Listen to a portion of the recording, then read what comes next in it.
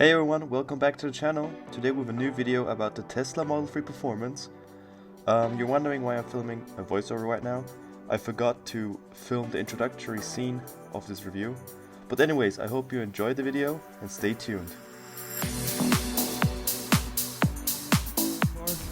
Now this is the Tesla Model 3 performance. That means it is an all-wheel drive model and the top of the range model.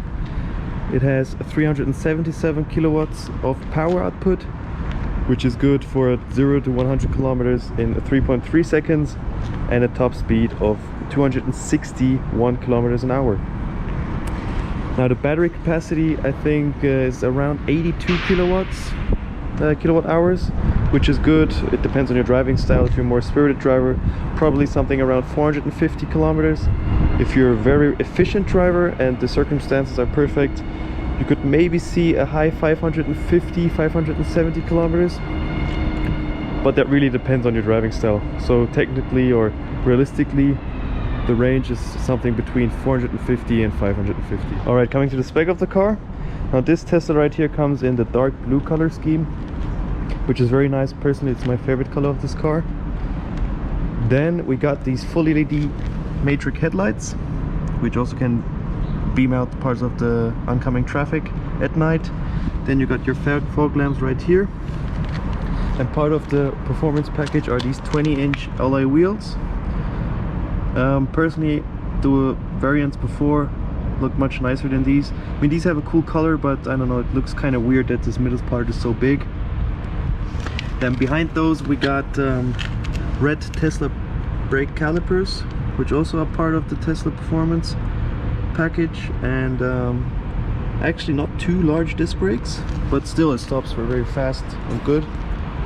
Then we got one of the two side cameras with your blinker on top. Then moving on, as you can see, for the new Teslas all the trims are blacked out, so no chrome anymore. Then we here got another camera for your autopilot systems.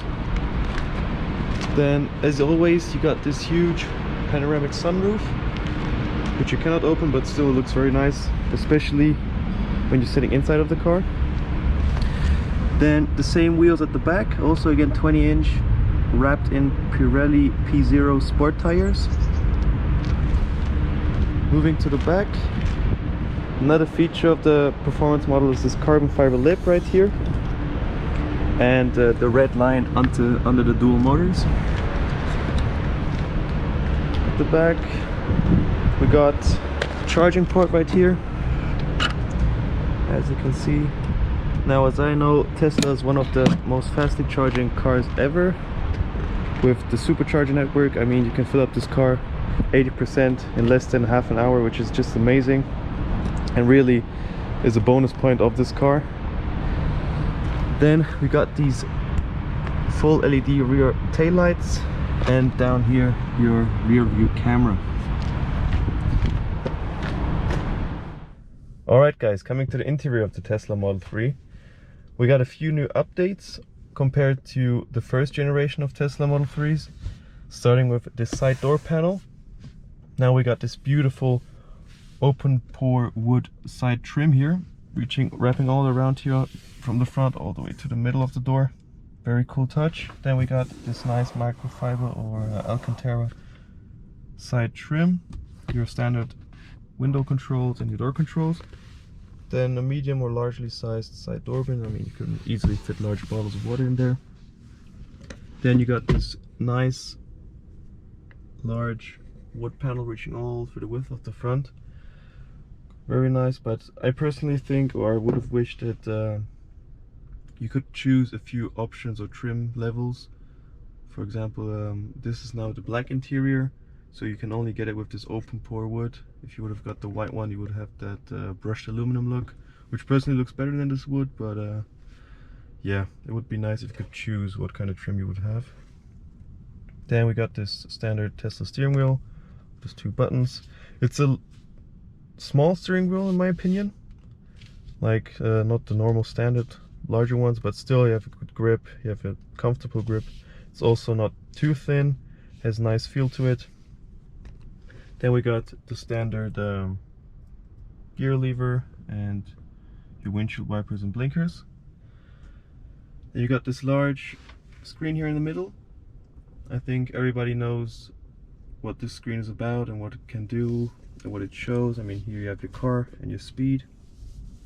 Then here in the middle you got your huge navigation system, which is based on I think Google Maps, if I'm not wrong. What else? Yeah, you can control the car right here. You have all your options, your mirrors, steering wheel, drive modes, everything. Then moving down, we got the second update in this car, which is this middle console right here. You can charge both of your phones wirelessly. Also, you get this nice middle console right here, the cubby hole, it's wrapped in velvet to prevent stuff from rattling, which is cool. Also, this entire middle console is wrapped in leather, which is vegan, I think. Very cool touch. Also, your middle armrest is wrapped in leather. You got two large cup holders and an even bigger cubby space right here with your 12-volt socket. Moving on, we got these comfortable seats. I mean, it's just amazing how comfortable these seats are. The seating place right here, it's so soft. It's like sitting on a cloud. You know, the first time I stepped in here, I was really amazed about the comfort quality of the seats. Also, the side bolsters are good, and I really can imagine if very comfortable to travel like 4, 5, 6 hours. Also with autopilot included, it's just amazing.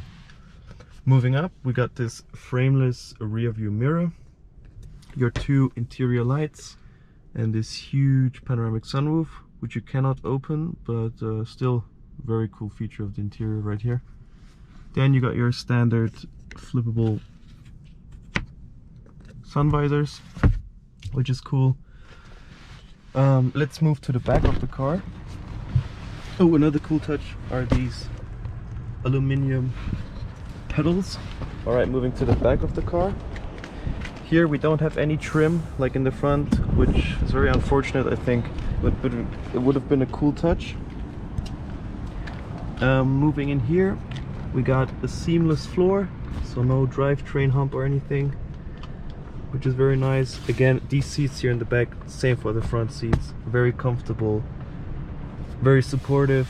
Also for your back right here, you can feel there's a hump for your lower back, which is also very supportive. Then you got this middle armrest, unfortunately, again with these integrated cup holders, which kill your elbows. But yeah, you can see the sunroof fully extends all the way back into the hatch of the car. Other than that, you got your airplane style rear cubbies and your two USB-C ports, which is cool, and your climate controls.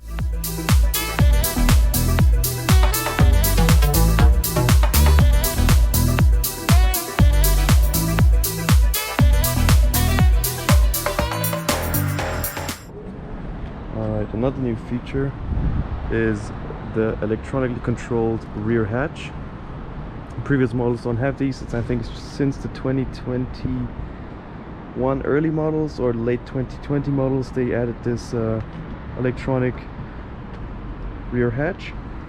Now moving in here, again, pretty decent sized rear boot. Also you get your second floor for your charging cables right here, very nice. And also you have this nice deep carpeting, really feels high quality in here. Then you got your side door bins. On this side you don't got them, and yeah. Now you also got the famous Tesla frunk, which you can open by this screen right here. Now stepping out, just open it like this, and you got a decent sized front boot, or frunk, the way you call it. Unfortunately you don't get any carpeting anymore. I remember that in the previous models you got nice carpet, or even here in the front. Yeah, this would easily fit like a large sport bag or a handbag. Very cool.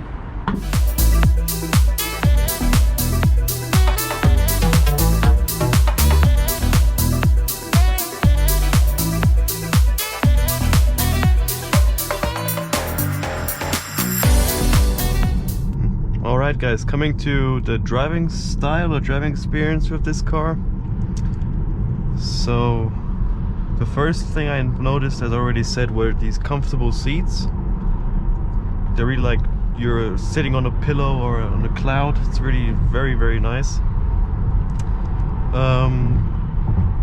Coming to the dampening or the ride of the car. At high speeds the car is very comfortable. You know, it bumps out the bumps pretty well, and you don't get any unnecessary jiggle through the car or any unsettlements. But for example, when you drive through the city and there are potholes or uneven streets or anything, the car can feel a bit rattly sometimes. Maybe it's due to these large wheels having those sport Pirelli P0 tires on them. But sometimes you can also, it's really hard sometimes, especially for example going over train tracks or larger potholes. The car can really shock sometimes.